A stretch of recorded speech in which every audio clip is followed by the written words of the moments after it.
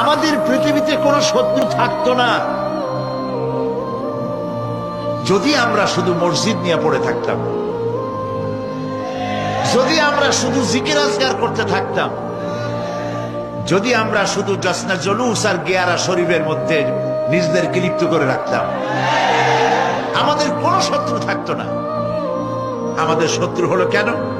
শত্রু হয়েছে এই জন্য আমরা সাংস্কৃতিক অঙ্গনে ভাগ বসাইছি, আমরা রাজনীতির কলিজার মধ্যে হাত ঢুকিয়ে দিয়েছি, আমরা অর্থনীতি সমাজনীতির মধ্যে ঢুকে পড়েছি। আর এটা আন্দাজে ঢুকি নাই, আল্লাহ ঢুকাইছে। সুবহানাল্লাহ।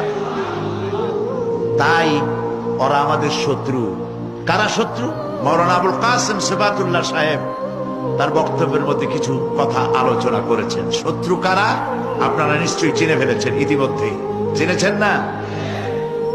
আল্লাহ পাক বলছেন, ওয়ালান তারদা আনকাল ইয়াহুদা ওয়ালান নাসারা হাত্তা তাত্তাবিয়া মিল্লাতাহুম। ইহুদি আর খ্রিস্টানেরা কোনদিন তোমাদের উপরে খুশি হবে না। ওয়ালান, আলেমরা বুঝবেন লান কারে কয়।